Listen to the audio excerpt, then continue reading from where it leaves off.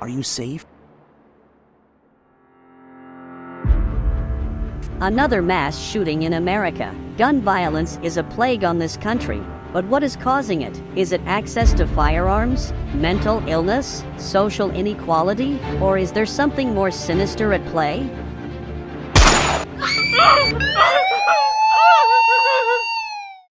The truth is out there, but it is hidden behind a veil of lies, misinformation, and conspiracy. Are you ready to uncover it? Join me, and together, we will unravel the mystery of gun violence in America. I remember the night my older brother almost lost his life to gun violence. It was just like any other night, until the sound of gunfire shattered the peace and changed everything. He said he was out with some friends, laughing and joking, and suddenly they heard gunshots ringing out. Panic and confusion set in as they realized what was happening. My brother looked around and saw people fall into the ground, bleeding and injured. He said he knew he had to get out of there, but he was frozen in fear. The sound of gunfire seemed to be getting closer and closer. He ran as fast as he could, dodging people and obstacles, until finally he made it to safety. But the trauma and fear stayed with him long after that night. He said he was lucky to survive, but he knew that many others weren't so fortunate. Then after listening to what happened from him that night, I was terrified. I went to my room and started crying from the fear of losing my brother, someone who was not just my brother, but also my best friend. I could not sleep that night. One thing that was poking me was why these guns are allowed to be public, why they are not banned like other countries, why in almost 30 states of America a child can legally own a rifle or shotgun. Back to the state,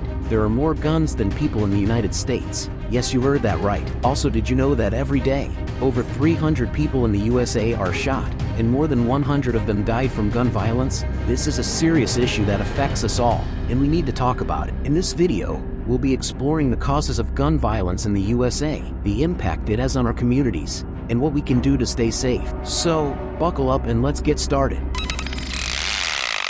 Gun violence is a major issue in the United States, with the country recording the highest rate of gun violence among developed countries. Many factors contribute to this phenomenon, including access to firearms, mental illness, social inequality, and political polarization. One report found that the United States has the highest rate of gun ownership in the world, with nearly 120 guns for every 100 residents. This is significantly higher than any other developed country, with the second highest rate of gun ownership belonging to Yemen, a country that has been ravaged by civil war for years. Another mind-bending fact is that the United States accounts for less than 5% of the world's population, but has more than 40% of the world's civilian-owned firearms. This staggering statistic is a clear indication of how widespread gun ownership is in the country. When it comes to mental illness and gun violence, research has shown that the majority of individuals with mental illness do not pose a risk to themselves or others. However, access to firearms can increase the risk of violence among individuals with mental illness.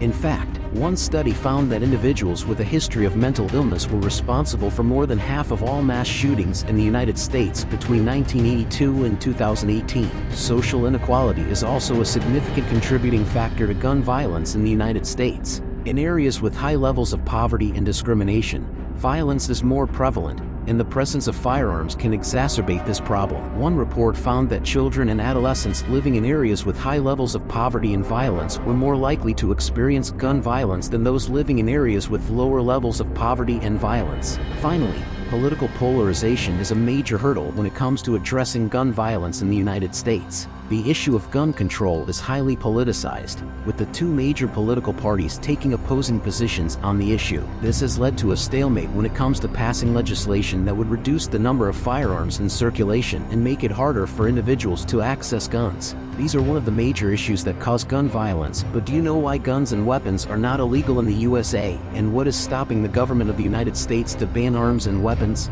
Despite the fact that they know thousands are getting killed, let's dive further deep in this topic. Once upon a time in the early days of America, guns were a way of life. It was common for settlers to carry guns with them as they moved west, and hunting was a way to feed their families. But as the country developed and expanded, so did the debate over gun control. In the late 1800s and early 1900s, many cities and states began passing laws to regulate the sale and use of firearms. These laws were often in response to high levels of violence, particularly in urban areas. One notable example is the Sullivan Law, passed in New York in 1911, which required a license to own a handgun and made it illegal to carry a concealed weapon. During the Prohibition era in the 1920s and 1930s, Gangsters and bootleggers often used guns to commit crimes, leading to increased calls for stricter gun control. In 1934, the National Firearms Act was passed, which regulated machine guns, sawed-off shotguns, and other weapons that were commonly used by criminals.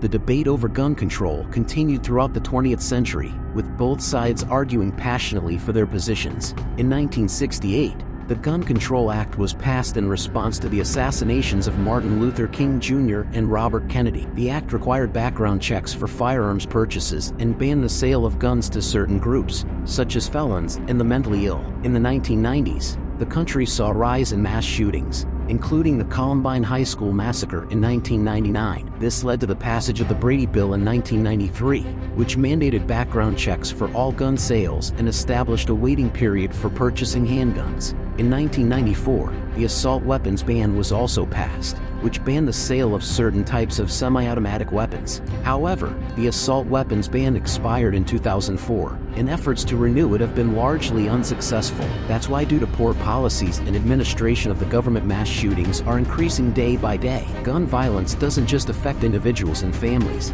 it also has a profound impact on communities. The psychological, social, and economic effects of gun violence can be devastating, and it is important to understand the toll it takes on the people and places affected. One of the most powerful ways to connect with the issue of gun violence is through personal stories and testimonials. Hearing from individuals who have been directly impacted by gun violence can help us understand the human cost of this issue. Stories of loss, trauma, and resilience can inspire empathy and compassion, and remind us of the importance of working towards solutions. For example, let's hear from Sarah, a resident of a neighborhood in Chicago that has been hit hard by gun violence. "I used to love living here, but now, every time I hear a loud noise or a car backfires, I freeze up. I worry that it's a gunshot. I've lost count of how many times I've had to hit the floor or run for cover. It's exhausting, and it's taken a toll on my mental health. But I'm lucky. Some of my friends and neighbors haven't been so lucky. They've lost loved ones to gun violence. They've had to pick up the pieces and try to move on.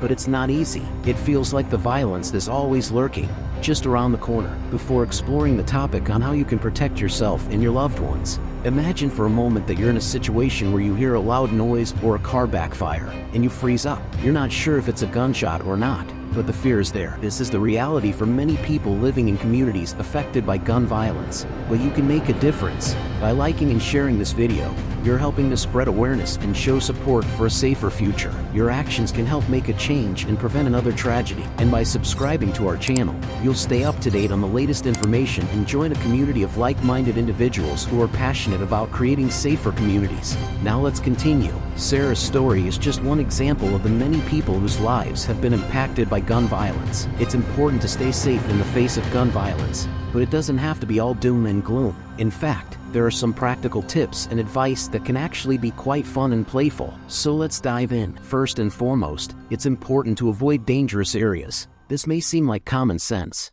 but it's amazing how often people put themselves in harm's way without realizing it. For example, if you're going out at night, try to stick to well-lit areas that are frequented by other people. And if you're traveling to a new city or neighborhood, do some research beforehand to find out which areas are safe and which ones to avoid. Another practical tip is to report suspicious activity. If you see someone acting strangely or carrying a weapon, don't be afraid to contact the authorities. You may feel like you're overreacting, but it's better to be safe than sorry. Plus, you could be helping to prevent a potentially dangerous situation from escalating. Of course, it's also important to be prepared for the worst. Taking self-defense classes can be a fun and empowering way to learn how to protect yourself in the event of an attack. Plus, you'll gain some valuable skills that you can use in other areas of your life, like building confidence and discipline. Staying safe doesn't mean living in fear. There are many simple steps you can take to protect yourself and your loved ones, such as learning how to duck and cover or making friends with your neighbors. Remember, prevention is always better than cure,